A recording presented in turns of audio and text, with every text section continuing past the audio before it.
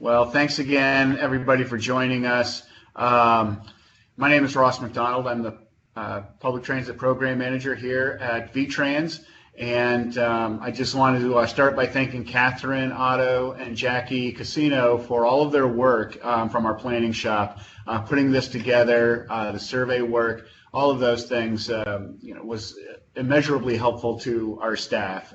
So thanks for that. Without further ado, I would just like to turn it over to Michelle Boomhauer for a few moments to get things kicked off and to welcome us all here. Michelle?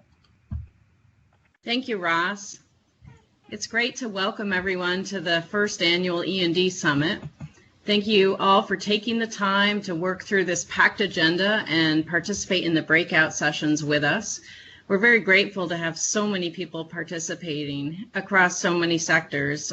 We have public transit providers, folks from the Council on Aging, regional planning commissions, and other interest groups involved in today's event. Rural public transit service in Vermont started as demand response services, and it continues to be the backbone of our program today. And while every town does not have fixed route service for transit, every town does have access to critical care, essential shopping, and social services through the E&D program. And this is probably why this demand response service was identified again and again in our public forums during the public transit policy plan process as being so critical, with both issues and opportunities being shared through that process. We all know the demographics of Vermont, and we must fully consider and respond to challenges of an increase in demand response services as we move forward into the future, especially in these times of budget challenges of an increase in shortfalls due to the economic downturn we're experiencing through the coronavirus pandemic, the need for social distancing and how to deliver services in this new environment, and the role reserve trips may have in the future. I'm confident that we have the plans, processes, partnerships needed to address the issues surrounding this mode and to work together toward an improved program. Next slide, please. Today we hear from a few of our agency staff, our partners, and regional planners, and then we'll do some breakout groups in order to consider ideas and opportunities throughout the state. Our goal remains broad, but our challenges is to work through the details and scenarios that can result in a more efficient, shared, and multimodal approach with as many partners as possible to help fill out the mobility gaps we all see in our communities. Again, thank you for joining us. We're going to get started, and we'll start with Jackie Casino, the VTrans transportation planner who led the public transit policy plan effort and the specific E&D follow-up resulting from this first annual and she'll lead the follow-up resulting from this first annual summit. Jackie, please join us.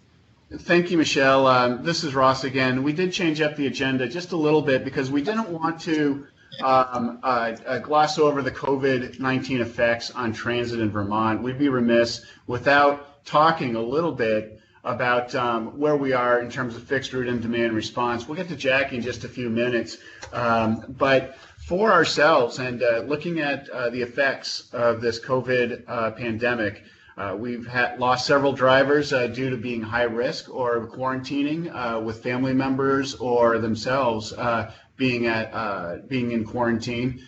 We did have a temporary suspension of services, reduced hours. Those hours were more expensive because of social distancing and because of fewer trips or fewer people in those buses. Certainly trying to maintain physical distancing on buses has been a challenge in some routes. We're using barriers and using a disinfecting process and deep cleaning at night, but these are also increasing costs, hours per trip. All of our staff at VTrans, all of our staff in the public transit system have undergone the OSHA training. We all know about the screening questions as they're posed on the outside of our buses, as well as being posed in our demand response reservation process. So similarly, when you see the effects on demand ridership, again, a decrease of up to 75% of rides, we did suspend the volunteer trips until we could get better guidance and protocols in place. Everyone is required to wear a face covering in the state accessing public transit. That's a critical piece, and it's one that we're very thankful for taking out the question in the decision-making process. You just need a mask. And of course, same types of cleaning protocols with our buses. So our providers have tried to remain flexible as well as proactive in collecting all of the updated guidance, recommendations, as well as the experience on the ground. So these changes continue to happen on the fly, and we've started to see an uptick in both ridership on our fixed routes and demand response services. So the real trick will be, how do we maintain safety protocols while meeting the demands around the state? So that's really the overview of where we are in COVID-related activities. Anybody have any questions specific to your populations, your partners, clients? Feel free to send me an email, and happy to engage and review what's going on in your region.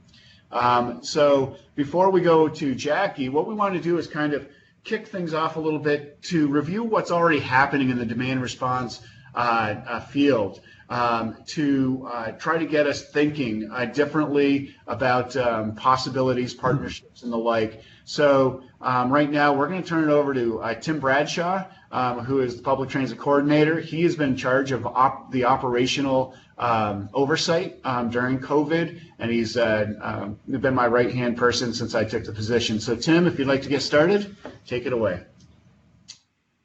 Thanks, Ross, and good morning, everyone. I want to start by talking briefly about our funding that supports our various programs and innovations. Excuse me. Annually, public transit receives approximately $8 million in Federal Transit Administration funds.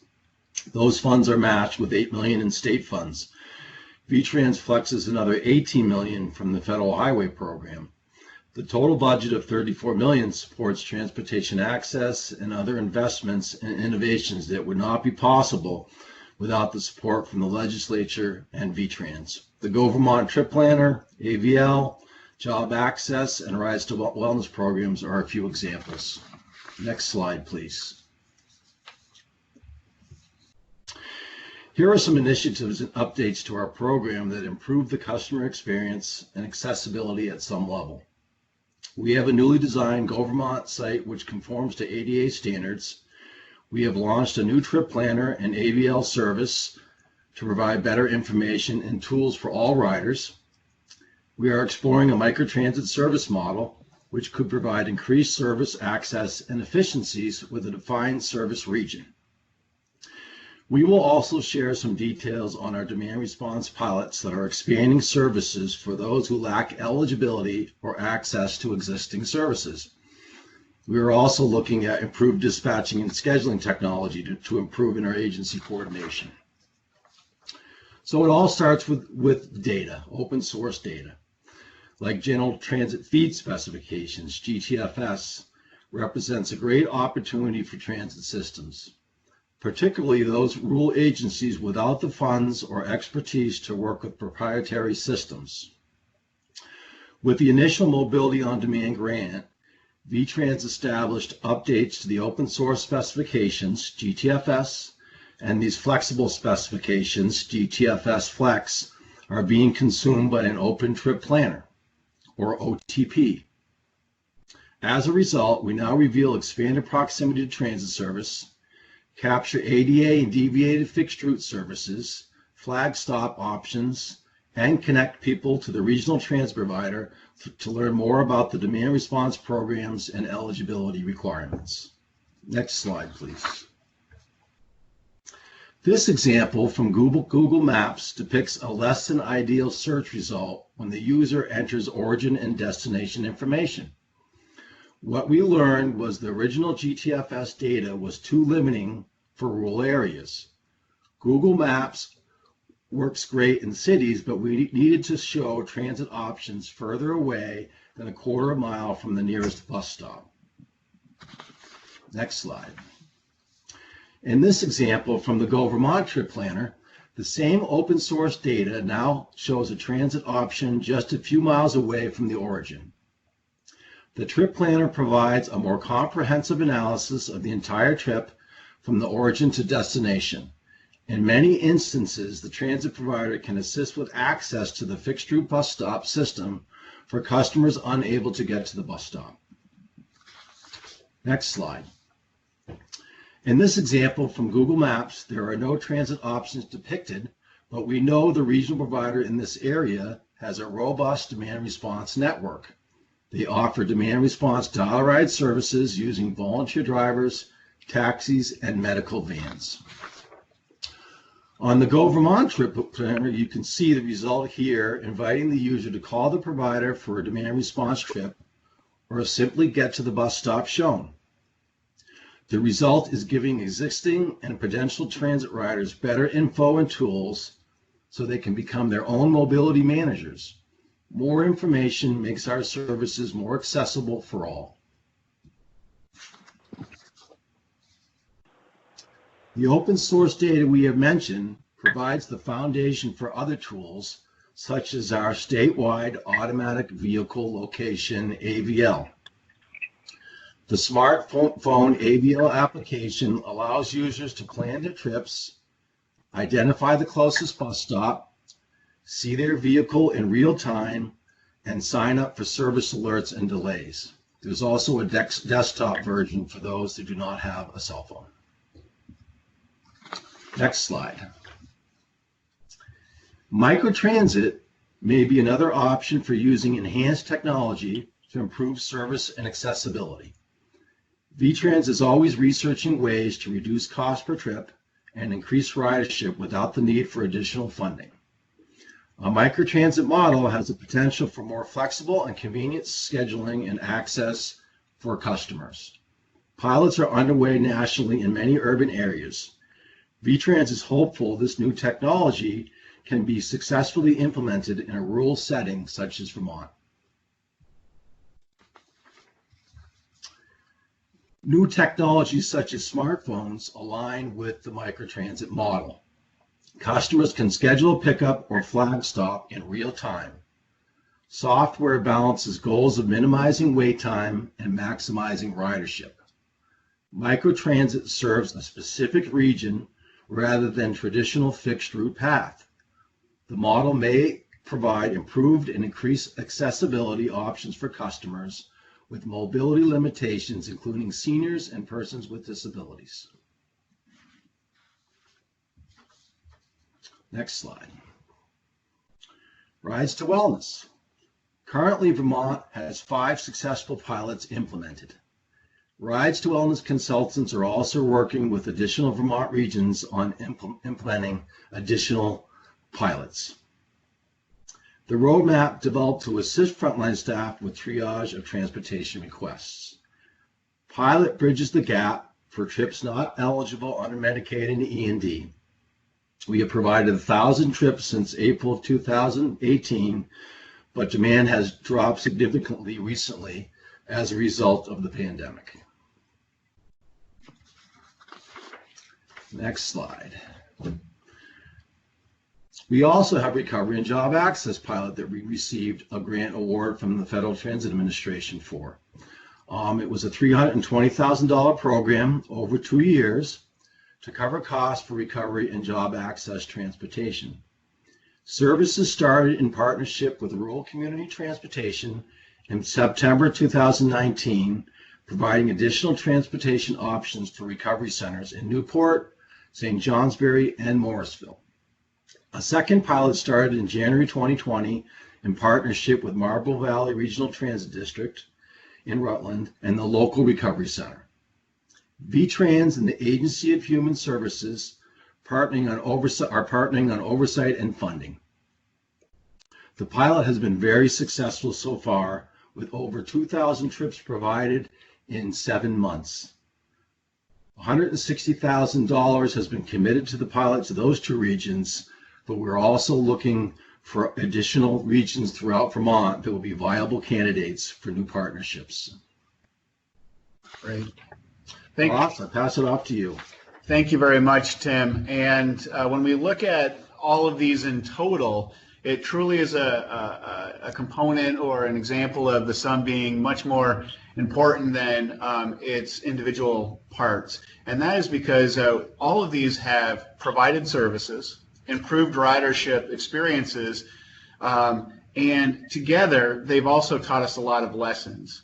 That GTFS work, we thought that we were going to be the only state with all of our fixed routes on this Google Maps system, and we soon learned that it was too limiting. So we had to improve that open source data. It's now being used throughout rural America, as well as the recovery and job access. This is a partnership between ourselves and AHS.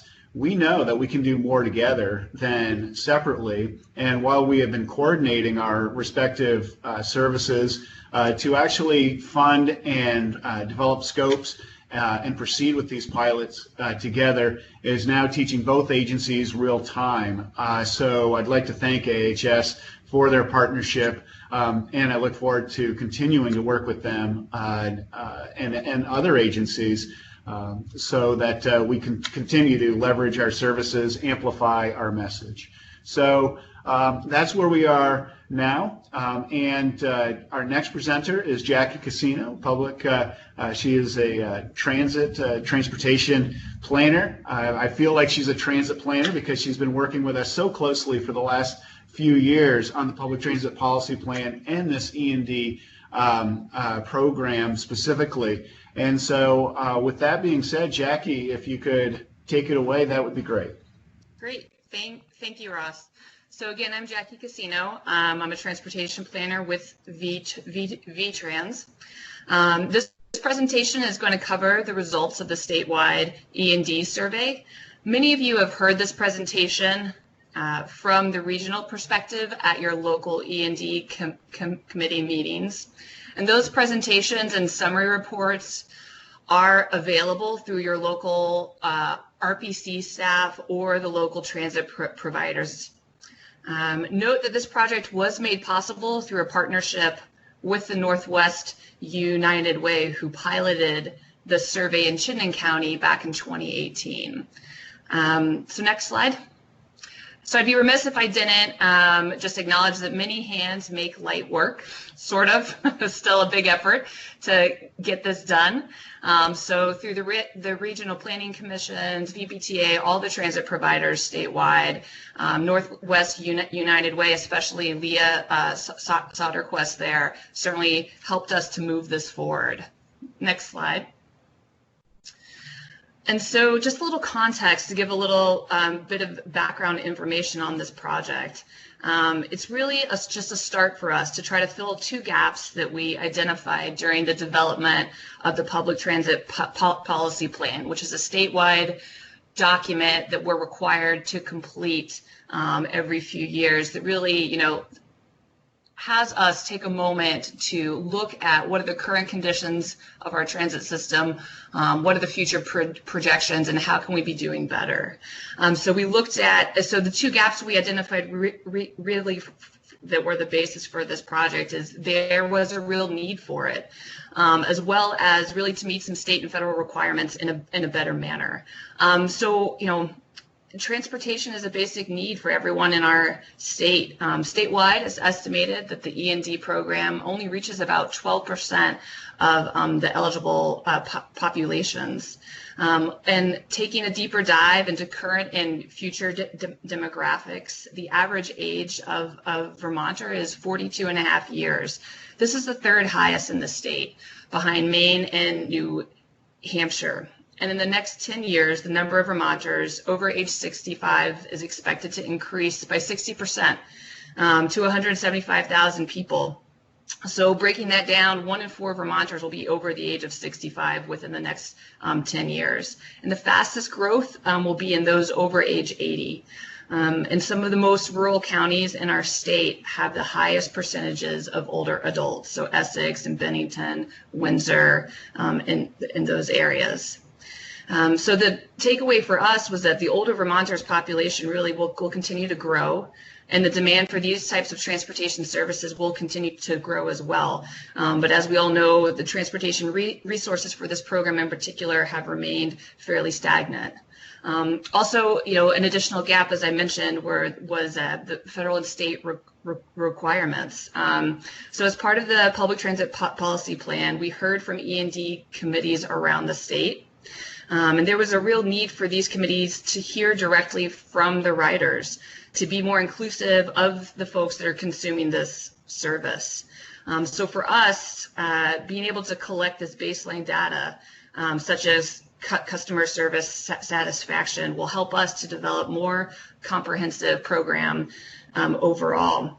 Additionally, the FTA guidelines and best practices do require collaboration with service users, but quite often do we really take the time to ensure that's done well. Next slide, please.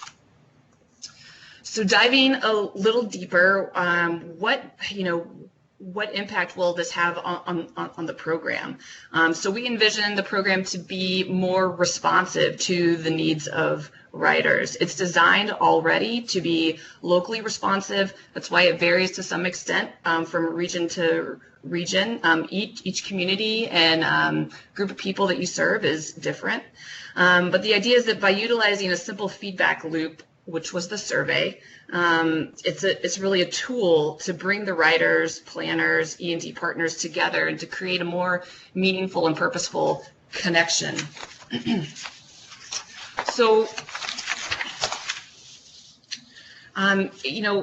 it also is important to consider, how are we including the riders in this conversation? Many of the E&D partners obviously work with their clients on a day-to-day direct basis. That's not something we often do or take the time to do at the statewide level at VTrans, as well as thinking about the input we had from the E&D committees statewide in terms of who's on those E&D committees. There was only a few that had a current E&D writer. So really trying to think about how do we make that final connection from the writers on up the chain of command in a more direct way. Next slide, please. So just some highlights from how we got this out the door and how it worked. The statewide deployment of this survey was a pilot project. Again, it was based on the work completed in Chittenden County between a partnership between Northwest United Way, the RPC there, Green Mountain Transit, and SSTA, so the transit service providers in that part of the state. The surveys, we created an online survey, which we figured most people would probably not opt to use, and that was correct, as well as a printed survey. And that survey was mailed out to E&D writers by the regional planning commissions, mailed back to them, or it was collected by partners.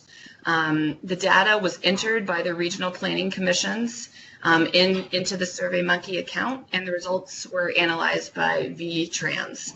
And this idea of how this was played out was really based on the concept of a feedback loop. And I think the important part to highlight is, the idea that makes this different than a typical survey is that, we are making the time and effort to really close the loop, share the survey results back with the writers, express what we heard from them, and then follow up. So each E&D committee will be following up with E&D writers that expressed an interest in sharing more of their story and using the information and data that we received from this survey to inform an annual work plan.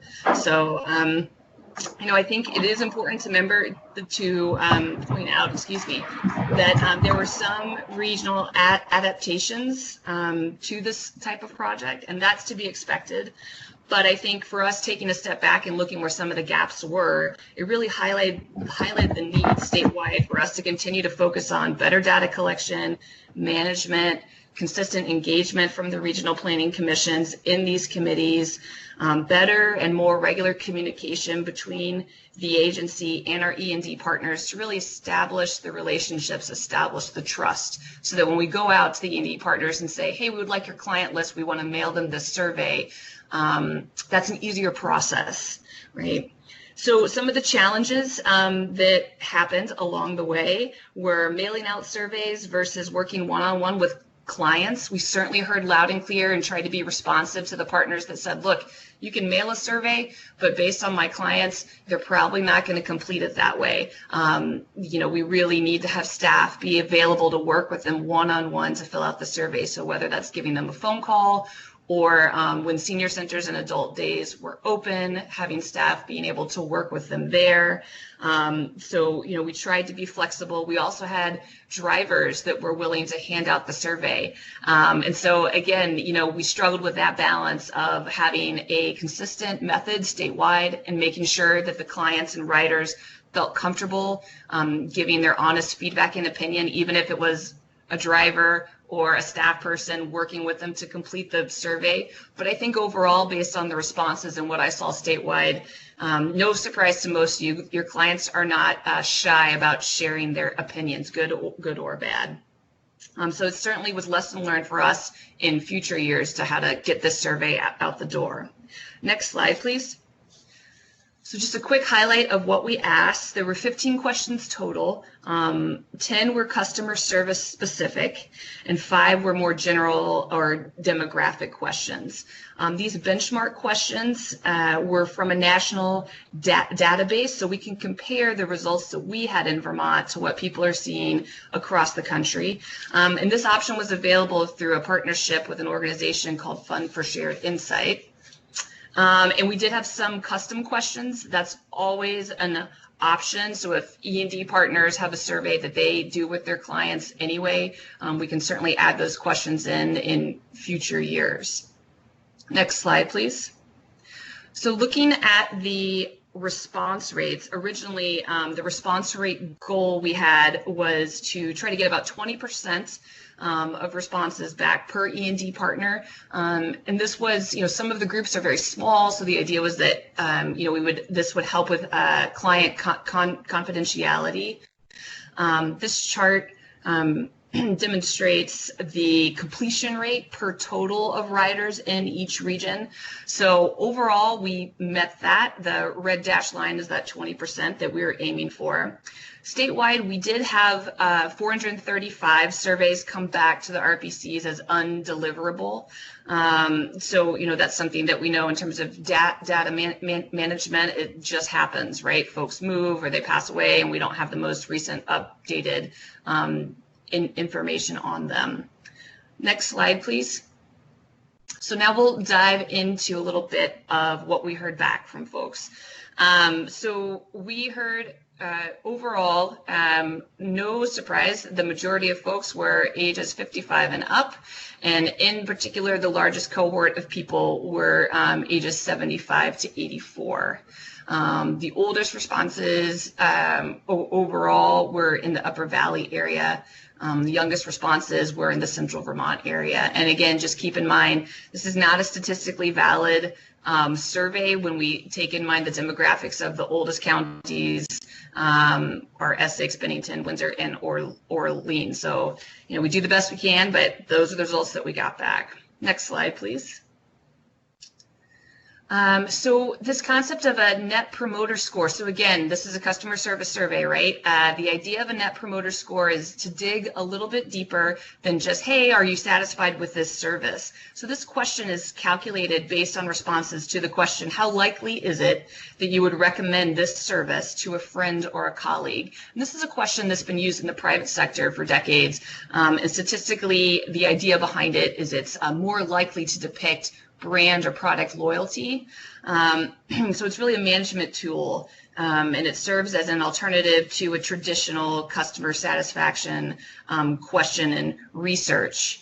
So although the Net Promoter Score or NPS score can vary a little bit across different types of businesses and industries, you can generally say that if your resulting score is positive, so higher than 0, it's deemed as good.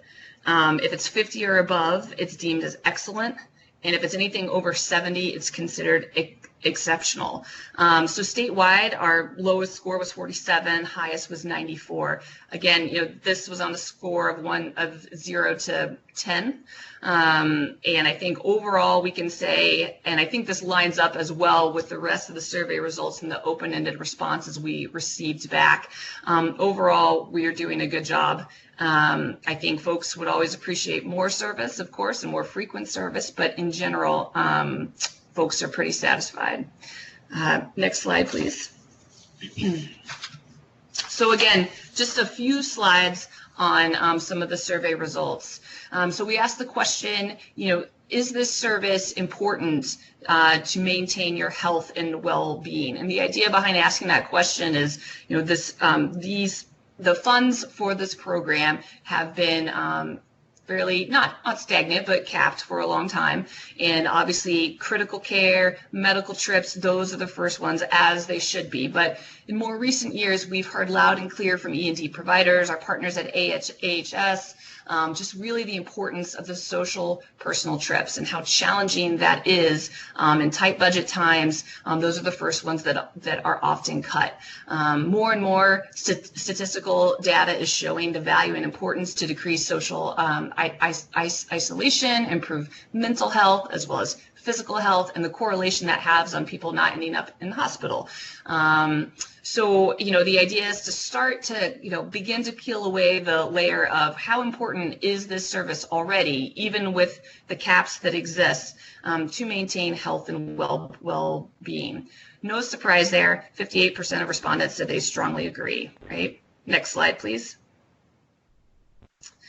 We also asked, what would make it easier for you to use this service? And this was pretty true statewide. Things were split all across the board. My initial thought, just based on the work with the public transit policy plan, was that the knee-jerk reaction would be, expand the geographic service area and increase number of trips. And while those were certainly, strong scores, it was also interesting to me the concept of better information about what services are available came up time and time again. And that gets back to the concept of, we really are dealing with people whose age group and ability levels are all across the board. And so we need to continue to do our best to think of online availability of data as well as printed availability of data. And a lot of people responded back in the open-ended comments of, I'm not exactly sure what I'm allowed to do, like how much service I'm allowed to have. So again, although it's, things that our service providers and E&D partners live and breathe every day, there can be a disconnect when you get to the client level in terms of their understanding of how the process works and what they're allowed to do and not do. Next slide. And so some of the open-ended responses from that question where we said, other were, again, printed information on services to have at hand, shorter turnaround time for scheduling trips, having more transportation and off times like after dark, more personal trips. So again, none of those were that surprising. Next slide, please. So overall, excuse me, one of the questions we asked was also overall, how well has this service met your needs?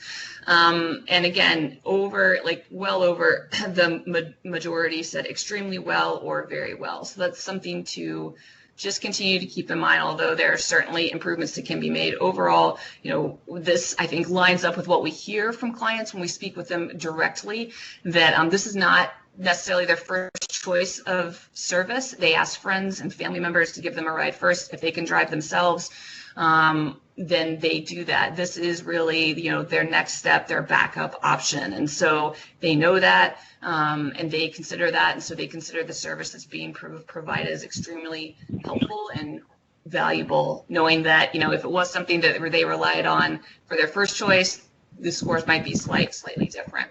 Next slide, please.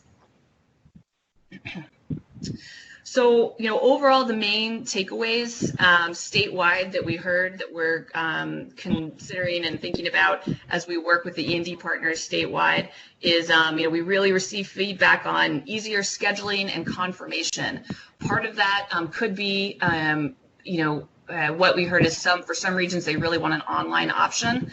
So obviously that's technologically based, but also just the disconnect between their expectations and understanding of how the scheduling and confirmation process works versus how it actually does work. So that gets back to the better information component. And then we certainly heard loud and clear, like more personal and social trips. So again, that's something that we need to continue to look at moving forward. So what are we going to do with this?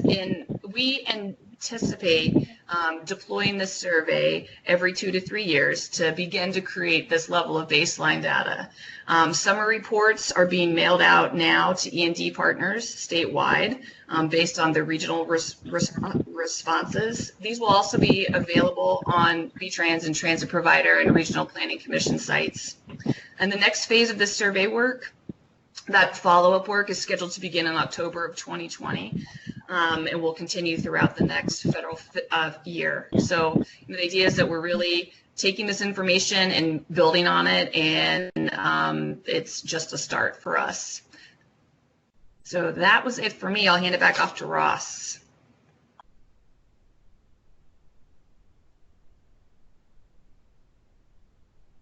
Ross, I think you're maybe muted.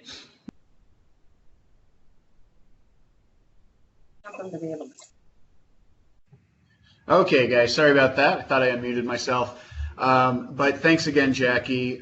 You performed and attended dozens of meetings around the state, and this was certainly one of the items that kept coming back up. The E&D program, demand response, we have mobility gaps. How is the E&D program working? And for you to take that information and to proceed the way you did and run this survey, work with Leah, expand with what they did, and scale that up statewide has really given us a solid foundation to understand how we're doing now, understanding that we're not talking to people who are not riding, the people who can't access the service because of hours or whatnot. We know mobility gaps persist. But it is good to see where we are providing the services. Over 90% or around 90% are very satisfied with the activities and the services they're getting. But we can build on this, and that is why we certainly are looking to go beyond the basics, if you will. And why is it important to proceed and look to expand and improve this program? We've seen that overall this program is operating fairly well, but we talked about the aging population. We talked about the increases in trip costs. The budget pressures certainly are ongoing and consistent, and we know that there's mobility gaps. So how do we look at the successes and challenges at E&D and try to expand more partnerships, better information and data, improved IT products to help us better gauge and record activity? Are we able to do more, different, and better with the funds that we have? We'll see together, and this is really why we're here and talking about the program with all of you throughout the state. And it did start with this new Vermont Elders and Persons with Disability Annual Work Plan. It's now available on the E&D webpage, which we've cited a few times. We didn't want to go through a lot of those details. It's there. The RPCs have reviewed it. Our providers, transit providers have reviewed it and provided feedback. It's ready to go.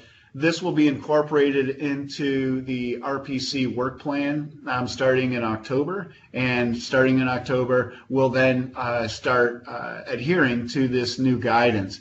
But we do want key elements of the E&D meetings held in accordance with Vermont open meeting law for recording, tracking, and consolidating notes statewide. We certainly want to stay with the rider survey follow-up. It would be a shame if we let this important and very valuable data to just kind of sit on a shelf. We need to keep asking those same questions and seeing where we're trending. We will establish a committee work plan by June of next year with each of our regions. And we certainly do want to hold a minimum of 4 quarterly meetings with the E&D committees. This new statewide E&D summit, certainly we're all expecting to be in the same room when we plan this out in February. I hope that this virtual summit is useful, and I certainly expect that we can continue to have annual reviews of the products, programs, and pilots that are out there. And so with that, and before we get to our final, we break out and we go to some questions, I did want to turn it back over to Tim to talk about some of the general ideas for you to consider as we look for that next step. So Tim, if you'd like to take it on from here, please do. Sounds good. So some of the ideas that we were thinking about on the next slide, Ross. Okay, so, one of the things that we've been talking about is expanding your partner base. Partners don't have to just be organizations or people with financial interest in the E&D program. Are there any groups or individuals that could help us better understand E&D needs and experiences? I know there was a question in the chat box, which we'll answer in kind at the end, but social determinants of health are always something that comes up, which is also a major determinant of health and wellness. But that's some of the stuff that engaging other groups and partners can assist with. Expanding your partner base is an important part of fostering vibrant committee. E&D committees have benefited from E&D riders sitting on their committees in the past. Are there unmet opportunities with similar or overlapping services for increased coordination? For example, if you have been involved with Ride to Wellness, maybe there are partners who you might consider adding to your E&D committee, like the hospital community health teams. Or for some other ideas of potential partners, you can check out the A to B mobility project developed by the Southern Windsor County Regional Planning Commission. Actually, Catherine Otto was the one that developed that plan with assistance from others. But it's a great resource on contact information for potential partners. Next slide. One other thing you can do is map your areas. This can be very important. There are several examples of E&D committees mapping aspects of their service with more details and examples on the E&D webpage. Where are trips going from and to? For example, a group of Middlebury College students mapped trips for Tri-Valley Transit Services in spring 2020. What are the service areas? You could show service areas by town boundaries or by approximate blob on the map. Once you've mapped where people can be served and where people currently are served, you may want to go to the next step to see if there are any areas that appear to be underserved. Next slide. Telling the story. Telling the story can be an important tool. The E&D survey results only go so far. Sometimes you need to ask more detailed questions to understand why people gave certain answers, why they think things are going well or not so well. Stories can be useful for marketing and justifying expenses. Maybe a story from a rider in their town could help give a human element to your request. Interviews don't have to be complicated or detailed. Middlebury College students were planning to visit some riders in person, but due to COVID-19, they did their interviews by phone. They collated some standard questions to ask people to prompt conversation. Stories don't have to be published with names. A name and a photo can be helpful, but sometimes just a small quote can send a powerful message. I'm now going to pass it back off to Ross to introduce our next speaker.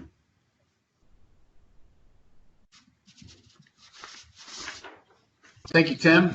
And Appreciate that. If we remember Jackie's presentation, the survey results really was a result of Leah Soderquist's efforts in the Chittenden County area with United Way. So Chittenden County has a bit of a head start on us, and they were able to consume that survey. And at this point, I'll turn it over to Marshall Distel and Jordan Posner, and they'll bring us through what they were able to do with the survey and with their program.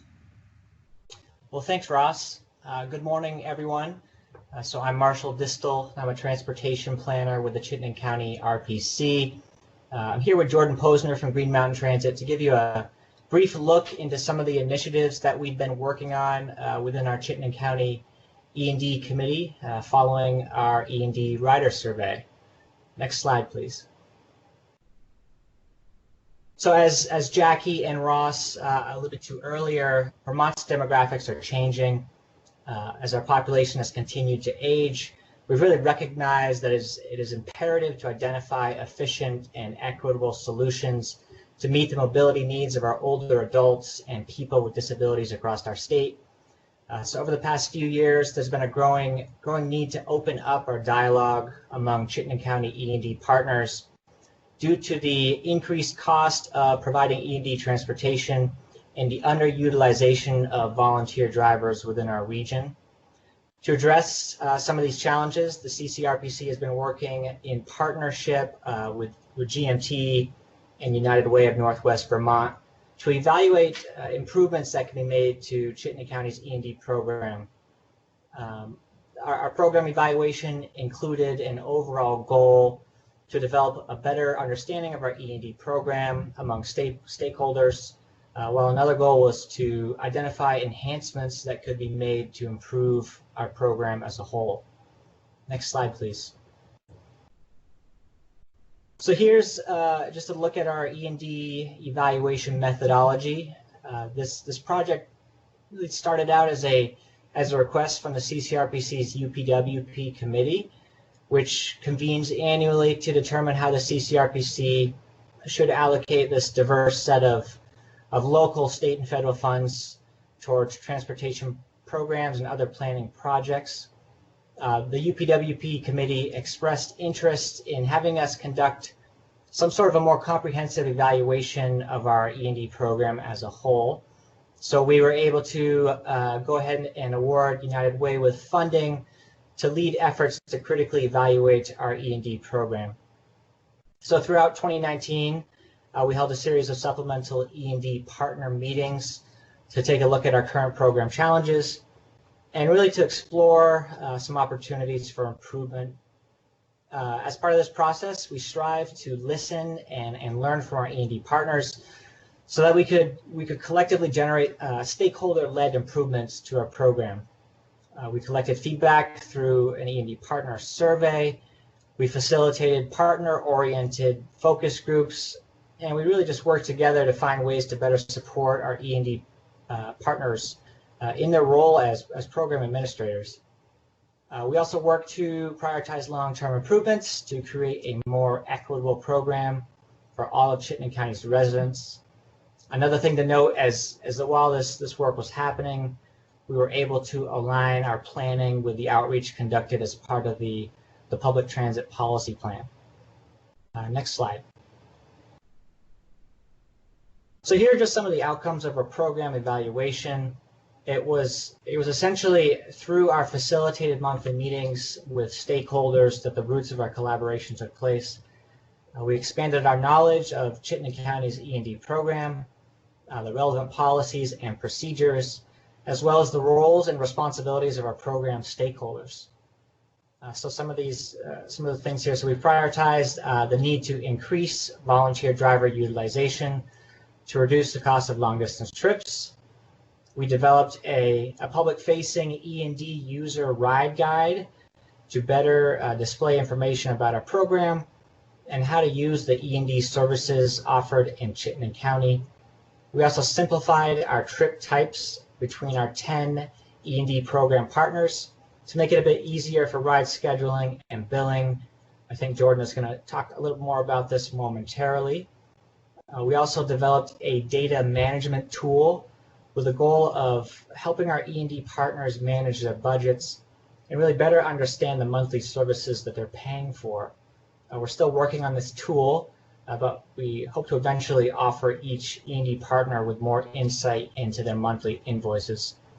And lastly, one other outcome that we identified is a need to conduct a feasibility study to consolidate E&D, ADA, and Medicaid call center operations, which are currently split between GMT and SSTA.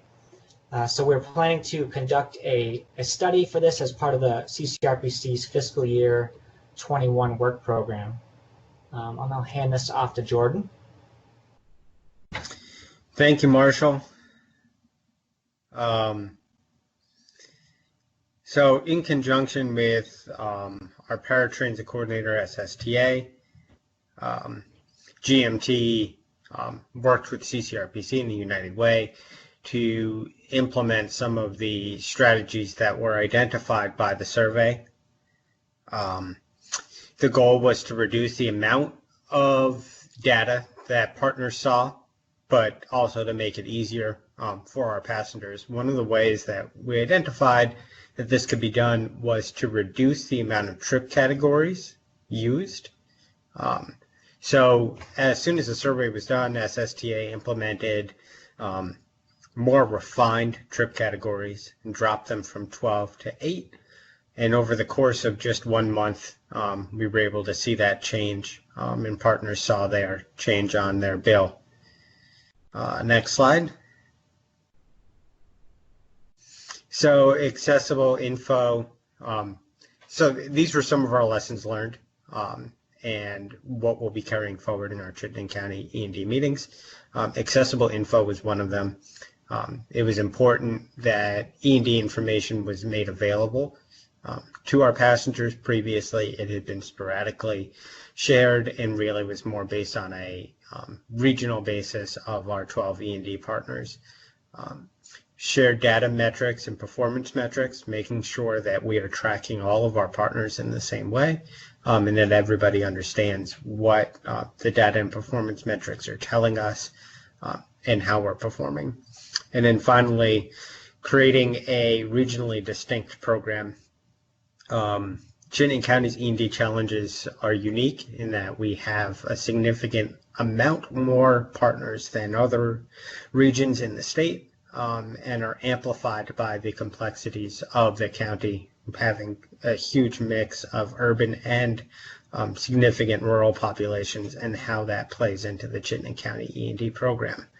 Making sure that we have a program that is equitable and serves each of those areas the same. Great. Thank you, Jordan. And yeah, for those who don't know, Jordan covers it all, the ADA, urban, rural, demand and response programs, and incredible job, incredible partner to have. Thanks to you, Jordan and Marshall, for that overview. Those are the types of analyses and questions we hope that you'll bring to your own regions. But right now, we're going to take a look at our chat box and have Stephanie read some questions that she may have. I don't have them in front of me as I'm looking at presentation stuff right here. But Stephanie, would you like to take a look and ask the first question? And we'll see who's best to answer it. Absolutely. First off, Sam Liss wanted to thank Tim Bradshaw for keeping them up to date with the SILC issues, and he was very grateful for that. So I just wanted that to be said. Peter asked, where are the 5 rides to wellness programs? I do believe that was addressed. Okay. Yeah, I answered that question. Yep. Yep. And then Sam also asked, I'm sorry, this isn't going as fast as I'd like. It's okay. Can you please share efforts to increase flexibility and consumer choice to allow for rides for cost-effective social determinants of health within context of fiscal restraints. Sure. I can take a crack at that, Sam. And thanks again for your comments about Tim. We know that the partnership with independent living is critical to understand the types of services and the types of clients we need to help with their mobility needs. For the social trips, in the past, we didn't have the data that we have now. And Dale, the Department of Aging and Independent Living at AHS, recently had published a study that showed that trips to for social purposes have as much benefit, if not more benefit, than getting to a doctor's appointment. That wasn't intuitive, but I guess we shouldn't be surprised, understanding what we do about that social connectivity and the importance to our overall health and well-being. As a result, and with this information in hand, we are seeing more regions make more latitude or expand their latitude to provide more social trips. It's all on the prioritization of the budget that you have. We know that everybody's running constrained programs, 7 of 10 cancer treatments or 2 out of 3 dialysis. That's the critical care. That's the priority. After that, the essential shopping, the social, those pieces or those trips could be combined potentially if there's essential shopping and we can, at first bring somebody to a social event and then pick them up and do this shopping closer. That type of combination of trips may be considered. Again, are there ways for families to contribute to a family member for trips that they normally wouldn't be eligible for, but could help pay that match so that could expand trips for an individual? Can we share more trips? We are actively working on IT products and partners to see how best to amplify or disseminate these open seats to see if we can get more people on them for more reasons. That social component would be a primary reason in the future. So understanding that the value of these trips are recognized, it is in competition with the other trips, no question. More partners, more people in each trip. That's how we can expand the capacity. That's what I'm hoping we can explore in regions throughout the state. If anybody has anything more on that, I'm happy to hear from them, from Tim or our staff.